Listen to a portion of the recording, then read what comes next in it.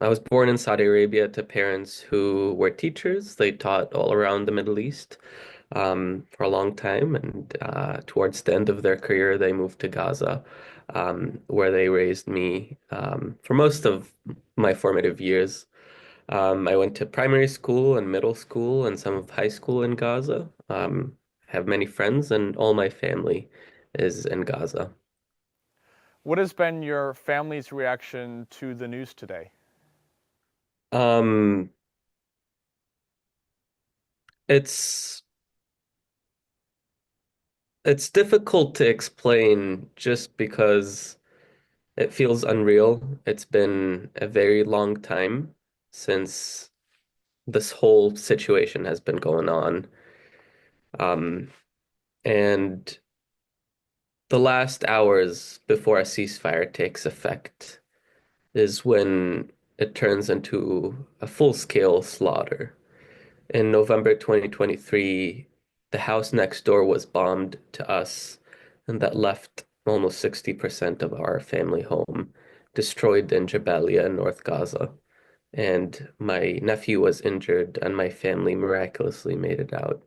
And so the last hours is just where all the, dare I say, retribution happens, and where all lives are lost just because it's the last minutes of which as much killing can be done. Hmm. But there's the still hope of a relief of something else coming after this, a chance to sit with your thoughts, not be in danger of being killed, and think about something different. Think about the future. Think about the nephews going to school. They've not been going to school since October 2023. Um, I have nine nephews and a young niece. And so we think of them and we think of building a future for them and a future that includes them, not that they are in the periphery of they're going to build a life of what dare we say are genocide survivors. And so how do these kids process this trauma? How do they think about it? How do they reflect back on the days in which they didn't have good food? And the young ones that are under 2 years getting to know fruits and vegetables that they haven't seen in the north, all of Hmm. this. So there is a lot of sitting and reflection that's waiting ahead of us and thinking of what we've went through and rebuilding and reimagining what we will live through. What has your communication been like with your family during this war? I'm assuming it's not been easy for you to be in touch with them. Correct. Since October 7, most of communication was lost. As you're aware, electricity, food, water was cut off in the first week. That meant they didn't have access to electricity or internet connection, and therefore no video calls anymore. Um, so we had to do phone calls, and then for a long time, the voices would be the same. There's this, you can hear the fear, but you can't see their faces and their smiles going away. In March of 2024, I had an opportunity to FaceTime with my family, and that's when I saw their smiles that have disappeared. Um, after a long time of, you're aware of the the always looming famine in northern Gaza and food being cut off, that has shown in how they are, how they appear, how their faces are. For now, we just do voice calls. That's the only thing that we're able to do, and I'm looking for the first opportunity to Hmm. see them again. Yeah. This is such a difficult question to ask, but how have they been able to survive these 465 days? Um, when you asked about communicating with them, it's not always that we get to hear from them. Many of those days they were besieged in northern Gaza, in Jabalia, um, and they didn't have much food. They didn't have much electricity at all, and not much water, safe water. In Jabalia, they were besieged both in December until the military came to the doorsteps and forced them out of the house. Again, in May, they were besieged for 2 weeks. And again, in December of 2024. They, since October 2024, the retribution just doubled and they kept forcing people out through detonating neighborhoods. So the survival is just through having faith that there's something better. Stubbornness, I call it, to not give up and to hold dearly to one's life and being strong for the nephews and the young ones and be there for them because it goes beyond fear and what people label fleeing. It's not much fleeing when you're forced out of your home by a soldier who humiliates you. My 70-year-old father, in on Christmas Eve, he was humiliated and kicked by soldiers as they forced them out of the Indonesian hospital where they sheltered. Mm. Um, you just have to think of the young ones going through the rubble and being strong for them and surviving for them and rationing for them. And that's all I know. And I know my family hides a lot from me to shelter me from what they go through. Um, I dare to say that I'm thankful, but I'm troubled with guilt that I can be just a bystander and wanting to hear what I want to hear. And the next days will just show us more clarity on what they have been going through.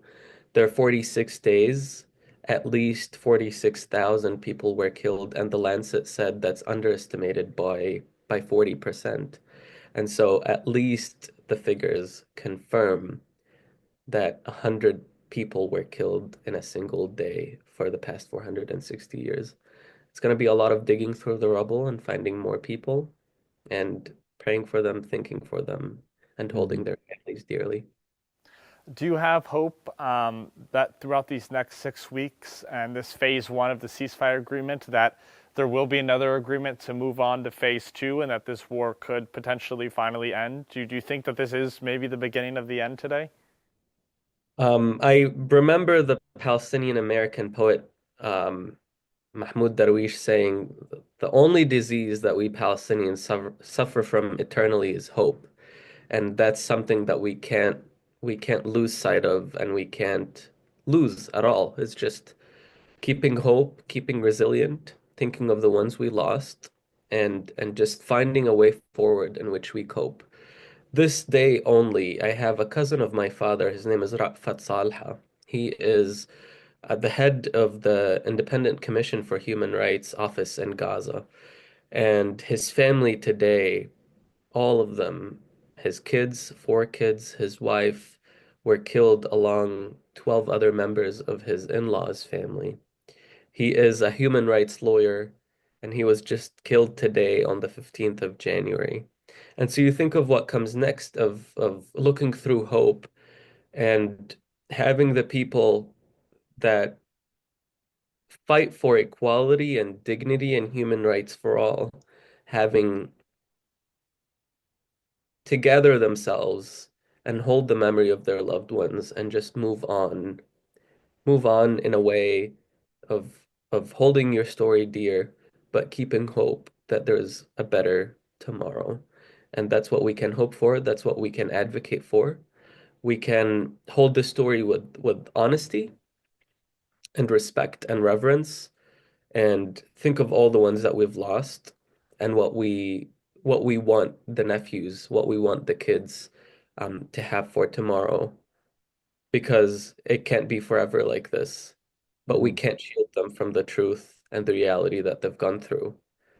But we can f work for a better tomorrow for them, and that's what we should work in the next 6 weeks, is to Yes. hold all parties accountable, um, label all people, Palestinians and Israelis, hostages, not as prisoners and hostages, because if somebody's taken without trial, just as a bargaining chip, that is a hostage. And I think of my cousin as I mentioned that right now.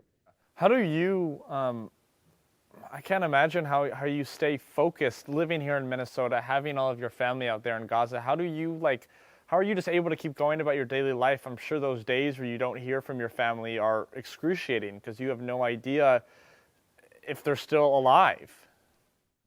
Um, I mean, perfectly put.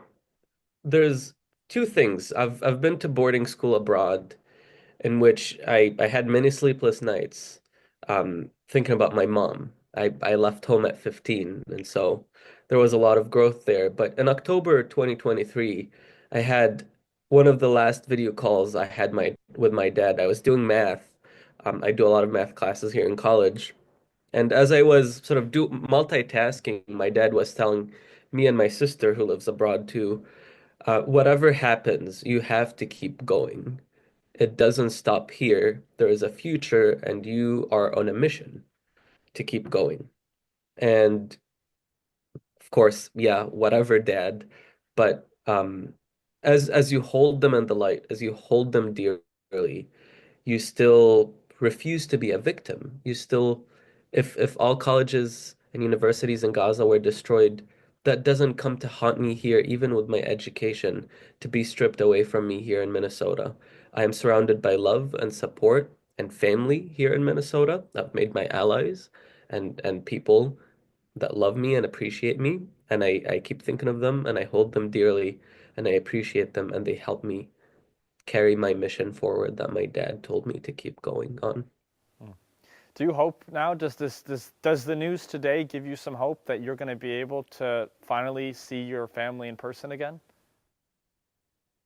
Well, um, I hope so. That's always the hope. Um, I graduate this May. I was wishing for them to be here on my graduation day, but I'm sure something down the line is a better tomorrow than we're going through right now. And I'll f forever be longing for the hug that I'll get from my mom and from my dad as soon as I see them again. I think of them every day. They're with me on my journey. They're here on my desk too. And I can't lose hope and I can't lose sight of that opportunity to see them again. And Mm. I hold that hope dearly and I think and pray it will be in the near future. But also I don't want to be fooled by the fact that Gaza, most of it is destroyed. And now, as my family is displaced in the south, the news is portraying the deal as people will go back to their neighborhoods. Well, Beit Lahia no longer exists, Beit Hanun no longer exists, and the hometown where I grew up, Jabalia, is mostly destroyed. And so there's this longing of what comes home, what memories have been stripped away. And every time I call my mom, she thinks of what's left. Is it a home? Is it all rubble, or is it something in between? Mm. And so as I long to see my family, I long to my memories running into her bedroom to get cookies as a child. I was baking cookies this last week in guilt. But also I thought of the time that I would run into her room to get some. Mm-hmm. Those memories all carry with me, and I will see them again, and we'll try to gather as much memories as we can. Yeah. Do you have anything else you would like to add? Um, I appreciate the opportunity. I what one post I just came across on Instagram, that I just found, just moving forward. Is to clarify a few things as it reads is from Where the Peace. A ceasefire means that we have truly lost so many Palestinians, children, women, men, and the elderly. They will not come back.